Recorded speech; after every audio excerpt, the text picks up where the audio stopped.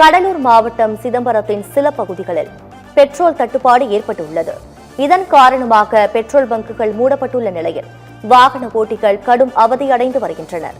எரிபொருள் தட்டுப்பாடை போக்க மத்திய அரசு நடவடிக்கை எடுக்க வேண்டும் என வாகன ஓட்டிகள் கோரிக்கை விடுத்துள்ளனர்.